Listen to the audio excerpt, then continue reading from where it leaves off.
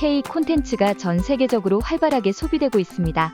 로맨스물이 주로 강세를 보이는 가운데 장르물들도 마니아층을 사로잡으면서 꾸준히 성과를 내고 있습니다.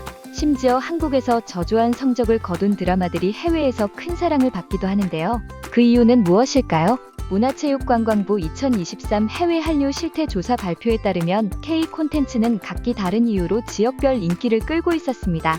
해외 현지인 중 한국 문화 콘텐츠 경험자들은 주로 넷플릭스와 디즈니 플러스 라쿠텐 비키로 K 콘텐츠를 소비하는 중인데요. 먼저 현지인들이 한국 드라마를 소비하는 이유로는 스토리와 배우로 나뉘고 있습니다. 드라마 오징어 게임과 영화 기생충 미나리 등 K 콘텐츠의 성공 비결로 꼽히는 완성도 높은 스토리라인이 주 무기인 것은 익히 알려져 있습니다. 그 외에 출연하는 배우에 따른 호감도 차이도 있습니다. 문화로 구분한다면 서구와 아시아 태평양, 중동 등으로 나눌 수 있는데요. 우리나라와 흡사한 문화권인 아시아 태평양 지역은 배우의 외모를 1순위로 꼽고 있습니다. 국내에서 비주얼 배우로 언급되는 송강과 김유정의 주연작 마이데모는 방영 당시 시청률 조사회사 닐슨코리아 기준 3에서 4%대에 머물러야 했습니다. 악마와 계약 결혼이라는 이야기는 국내 시청자들에게 다소 이질감을 자아냈던 것입니다. 그러나 해외에서는 대단한 성과를 얻었습니다.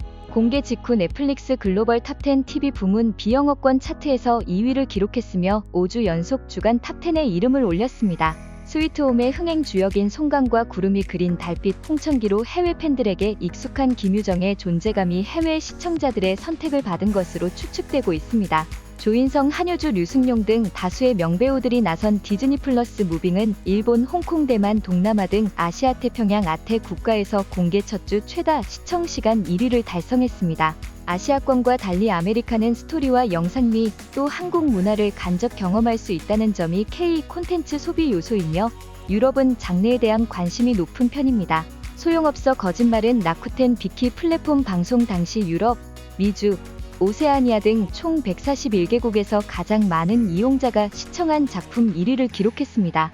국내에서 흥행 비율이 다소 낮은 판타지와 초능력 설정이 진입장벽이 됐는데 오히려 해외 판매에는 신선한 소재로 작용된 것입니다.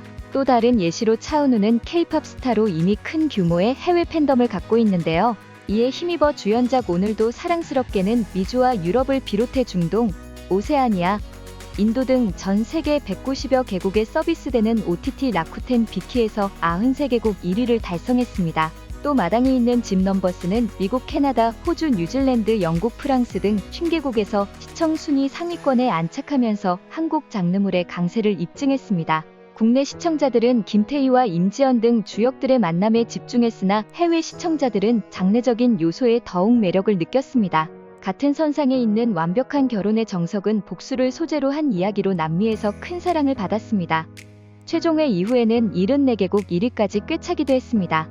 중동은 배우의 역량에 따라 호감도가 달라지며 아프리카는 비교적 출연자들에 대한 궁금증이 낮고 한국 문화에 대한 호기심이 크다고 알려져 있습니다.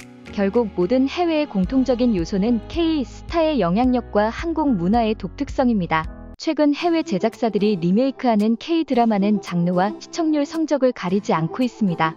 일본에서는 방영 당시 역대 비지상파 프로그램 최고 시청률 기록을 갈아치운 JTBC 드라마 스카이 캐슬을 사갔고, 영국에서는 신생 케이블에서 평균 3%대 시청률을 기록한 ENA 6회의 날을 선택했습니다. 과거에는 주로 국내 흥행에 성공한 로맨틱 코미디를 아시아 국가들이 리메이크했다면 이제는 수사물과 스릴러 등으로 장르를 넓히면서 유럽 국가들까지 앞다퉈 리메이크에 나서는 등 한드바람이 더 강력하게 불고 있습니다. 일본 민영 방송 TV 아사히는 자국의 입시 현실에 맞춰 재해석한 일본판 스카이 캐슬을 제작했습니다.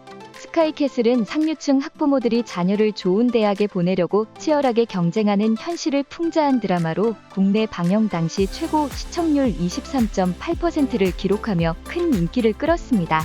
원작이 대학 입시에 초점을 맞췄다면 일본판은 일본에서 대입보다 더 치열한 고등학교 수험 과정을 중심으로 이야기를 전개했습니다. 염정아가 연기한 한서진 역을 마스시타 나오가 맡는 등 일본 인기 배우들이 대거 출연했습니다. 지난해 10월 종영한 ENA 드라마 6회의 날은 영국에서 리메이크되고 있습니다. 드라마 6회의 날은 흥행 성적만 놓고 보면 아쉬운 편인데도 종영한 지 1년도 채 지나지 않아 해외 리메이크가 확정됐습니다. 이것은 K 콘텐츠의 높아진 위상을 보여준다는 분석도 나오고 있는데요. 유럽 최대 미디어 그룹 중 하나인 영국 자회사 스튜디오 함부르크 UK가 제작에 나섰는데요. 한국 제작사 A스토리와 손잡고 6회의 날을 다시 만들고 있습니다. A스토리 관계자는 드라마 공동 제작은 리메이크 판권을 판매하는 방식에서 더 나아가 배급과 부가 사업 등에 따른 수익을 모두 공유할 수 있어 K드라마 산업에서 큰 의미가 있다고 짚었습니다. 이 작품은 어설픈 유괴범과 11살 천재 소녀의 특별한 공조를 담은 코믹 스릴러 드라마입니다. 국내 방영 시 평균 시청률은 3.5%로 첫 회 시청률 1.8%로 출발해 7회에 4%대를 넘어섰고 최종회에 자체 최고 시청률 5.2%로 막을 내렸습니다. 정덕현 대중문화평론가는 6회의 날은 시청률과 별개로 시청자들 사이에서 좋은 작품이라고 호평받았던 작품이라며 해외 제작사들이 그만큼 다양한 한국 작품을 눈여겨보고 있다고 해석할 수 있다고 짚었습니다. 한국 드라마 리메이크 소식은 어제 오늘 일은 아닙니다. 태국에선 주인공이 인생 2회차를 사는 회귀물인 재벌집 막내 아들을, 중동에서는 스릴러 멜로드라마 미스티를 리메이크했습니다. 수사물 시그널은 인도에서 리메이크돼서 올해 중 방영 예정이고 좀비물 해피니스도 태국에서 다시 만들어지고 있습니다.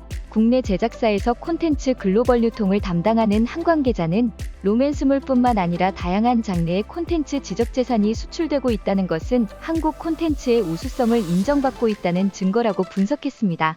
그렇다면 이렇게 리메이크된 작품들은 어떤 반응이었을까요?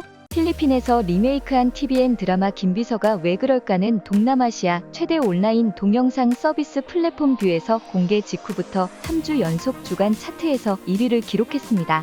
튀르키예에서 리메이크한 JTBC 닥터 차정숙은 튀르키예 TV 시청률 기준 5주 연속 동시간대 1위에 올랐습니다. 정덕현 평론가는 로맨스물을 앞세워 저력을 드러낸 한국 드라마에 대한 해외 시청자들의 관심이 보다 다양한 장르로 이어지고 있다며 OTT 플랫폼을 통해 콘텐츠가 세계적으로 유통되는 글로벌 시대의 K 콘텐츠의 리메이크는 더욱 활발하게 이뤄질 것이라고 내다봤습니다. K 콘텐츠의 힘, 자랑스럽지 않나요? 앞으로도 K 문화, K 콘텐츠의 글로벌 흥행을 응원합니다.